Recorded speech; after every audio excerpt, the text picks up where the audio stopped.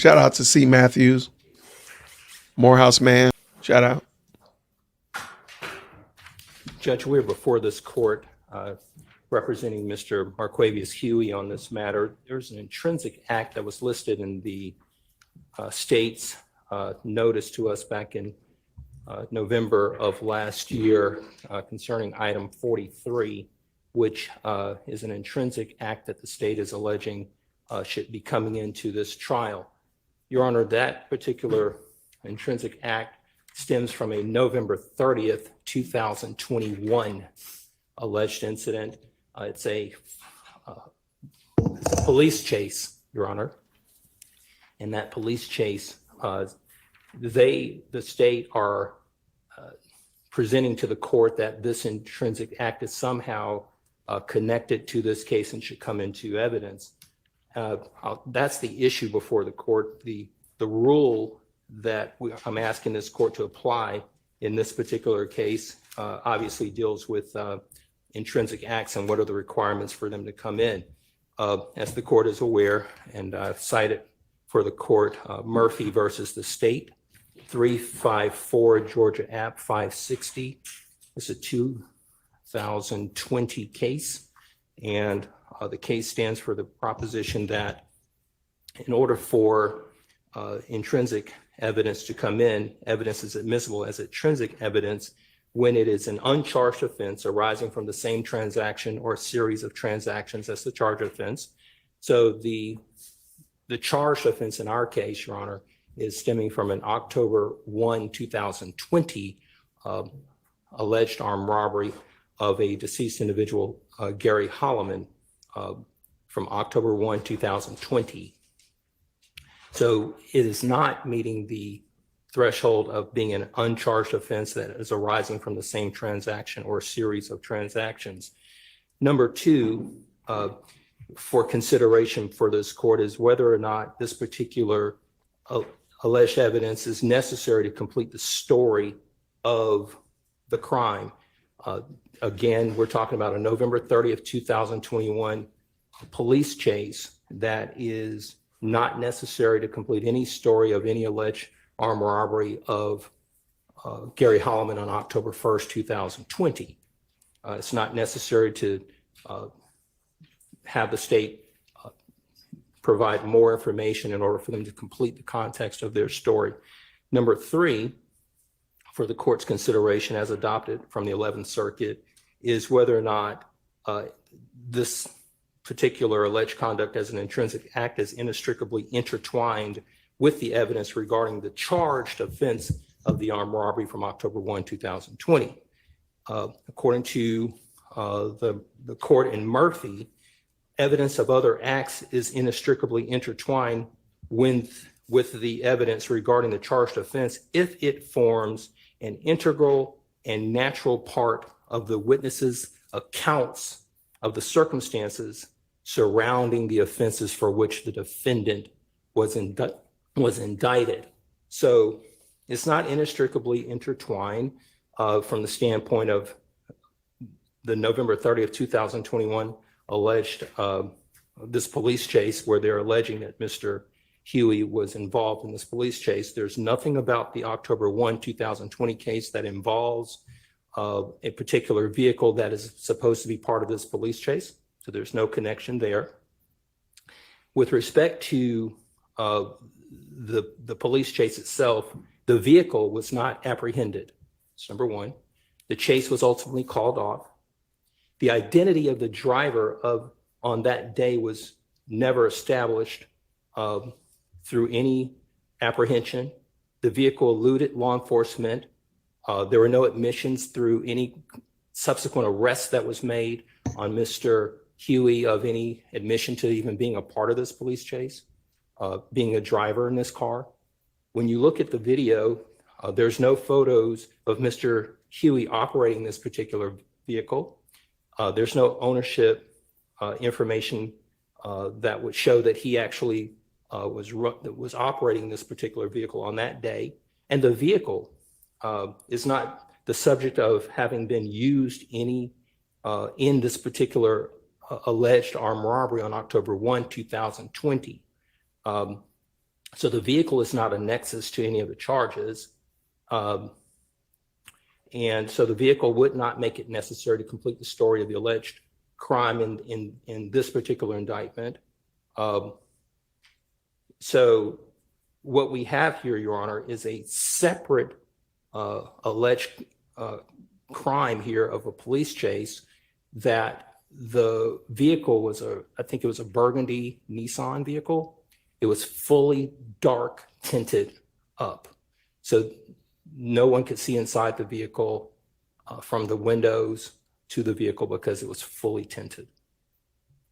So when you look at what we have here, we're having a separate incident that is over a year after the October 1, 2020 alleged armed robbery. And just to give the court some context on October 1, 2020 alleged armed robbery. So Mr. Huey was arrested on those charges for the October 1, 2020 incident. When he was arrested, he sat in the Fulton County Jail for a period of time, and we had a preliminary hearing on the case, probably sometime in November or so of 2020, give or take. And that particular armed robbery offense, we were able to get the armed robbery case dismissed at the probable cause hearing for lack of evidence. And then the state, they made a decision to indict the case after there was a dismissal at the preliminary hearing stage. So subsequent to that, a grand jury indicted Mr. Huey on these charges from the October 1, 2020 incident. And when they indicted Mr. Huey, they added charges, and therefore they put forth a grand jury bench warrant. There's no indication that they were able to establish that on November 30th, 2021, when this police chase was involved, that Mr. Huey was somehow running from the police because of he knew that there was a grand jury bench warrant or anything of that nature. In fact, Mr. Huey reported to court before Judge Dunaway on the indicted case and was taken into custody in court. When was that? That would have been in 2000. It was in December of 2021. Okay, so he shows up in the court, and he has been in custody ever since. So as it relates to this intrinsic act, it just doesn't meet the criteria. And then the last step, Your Honor, I'd like to direct the court to Hines versus State. That's going to be 353 Georgia App 710. It's a 2020 case.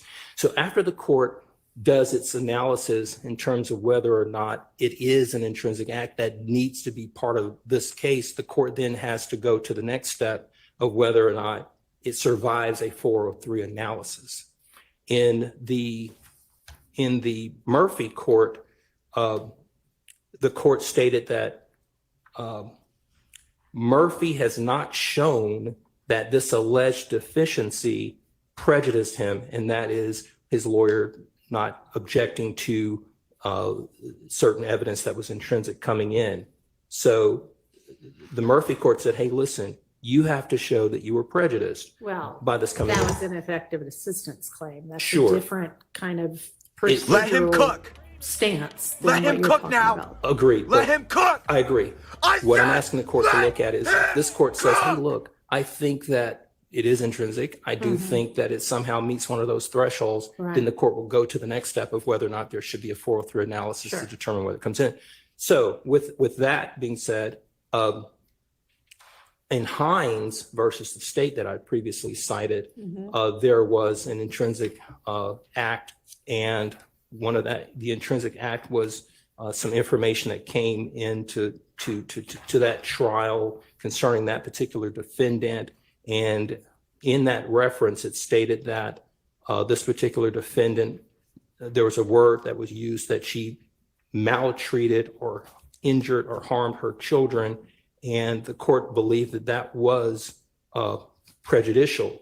In this instance, Your Honor, if this court allows this scant piece of evidence that has not been established that it was in fact Mr. Huey that did this conduct, we now have to look at, well, what is going to happen if this comes in. If you review this particular video, Your Honor, this police chase, you will hear in the on the radio inside the police car as they're driving on the radio, they're sending out this information. These are the things that are quoted. He has a history of running and he has all these warrants. That's in the video. Put some stop stakes in front of him. That's number one. Number two, he's armed and dangerous, known to carry a gun. That's number two. Number three, do you know where he lives at? And then they talk about his address. So these are all prejudicial items that are going to come into evidence if this court allows this particular intrinsic conduct. And that would prejudice Mr. Huey immensely here, because these are things that are going to go to his character. It's going to go to propensity, and it's going to suggest that there's some type of consciousness of guilt. Let me Let ask you him this. cook. Sure. Is it possible Let that him cook if I now. determine Let him cook. that this I is said intrinsic, let that video him could be played cook. without the audio? I imagine they could potentially play it without the audio. But there, again, there are a number of hurdles here that I would submit that do not meet the threshold of coming in based upon those three items that are required. Right.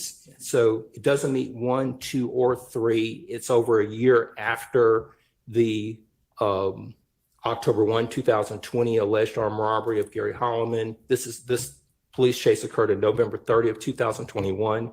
The vehicle was not apprehended. The chase was ultimately called off. The identity of the driver on the day was never established, even by preponderance of the evidence, which would be, I think, the standard for these evidentiary issues to come in. It was called off.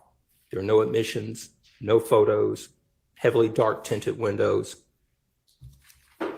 So that's my position, Your Honor. I don't believe that this one would pass the muster and the requirements to meet the intrinsic acts threshold. And then after that, we believe that it's prejudicial and should be kept out on that as well. Because as the court knows, when we're talking about the 403 analysis, it talks about and tells us and teaches us that we should not be allowing under 403 prejudicial items to come into trial that are scant.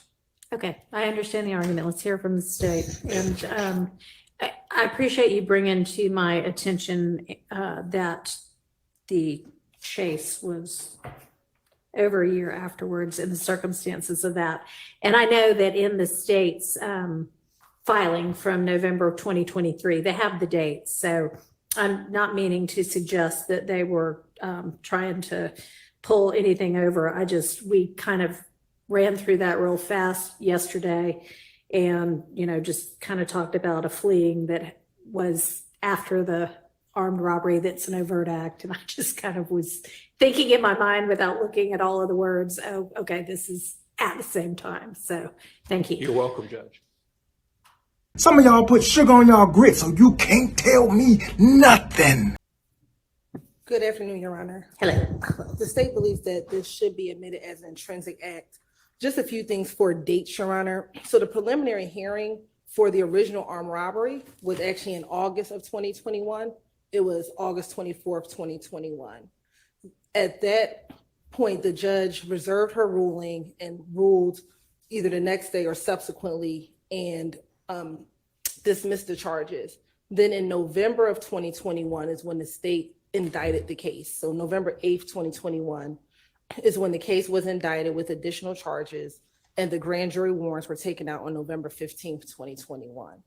This chase actually occurs on November 30th, 2021, so about 15 days after the grand jury warrants were issued in this case. And Your Honor, on November 30th, 2021, Investigator Flores was actually conducting surveillance on Mr. Huey. So the notion that the police or law enforcement did not know who Mr. Huey was, they did know who he was. They were conducting surveillance on him and watched him enter into the vehicle. So they knew who he was once he entered into the vehicle. They tried to initially blue light him and pull him over, but Was he driving? I mean, did they He see was him get driving. into the driver's seat? he was driving. He was the only person in the vehicle. Uh-huh. They attempted to blue light him and pull him over. At that point, he took off, and he, amongst other traffic offenses, went to the wrong side of traffic. They were then able to get the Phoenix air unit up to follow him.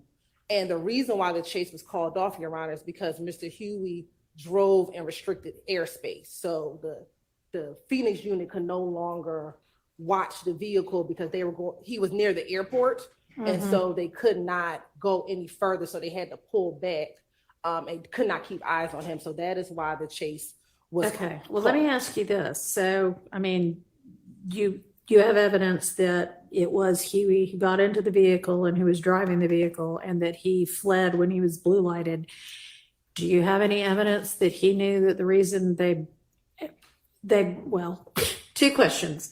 Was the reason they blue lighted him because they were about to arrest him on the grand jury warrant? And do you have evidence that he knew that, such that it would arguably be intrinsic to this charged armed robbery?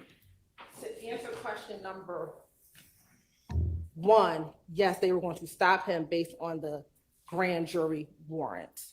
As to question number two,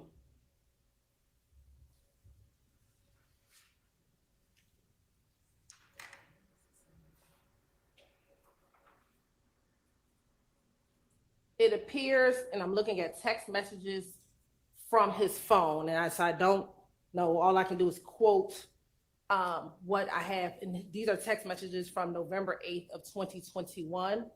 He says, just wait till after Christmas and the new year and turn yourself in, see what they talking about. All right, okay, so, and the chase is November 30th, so this is several weeks before then. Correct. And Okay. so the case went to grand jury on November 8th.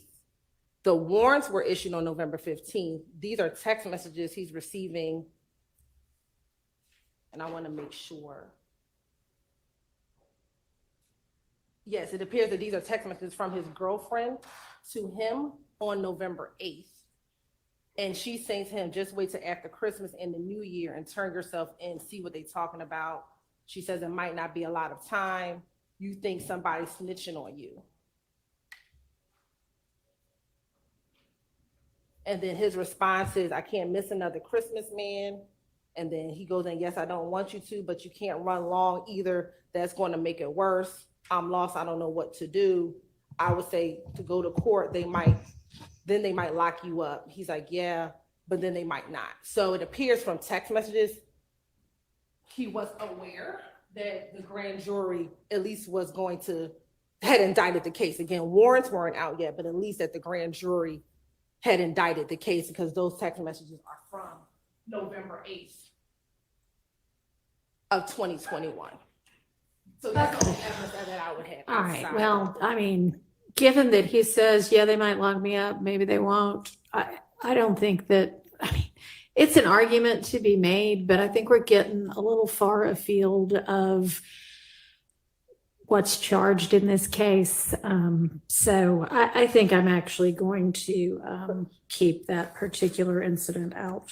But I would just argue that he's fleeing from the armed robbery. I know you're arguing that, but it's my ruling, so. Thank you. All right. Wait, did they get chastised? What? Hold on. Hold up. Yo, hit that like for a deal with Christian.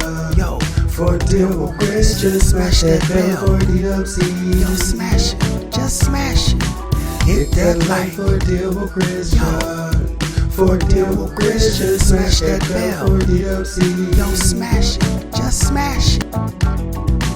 Hit that like for a deal with Christian.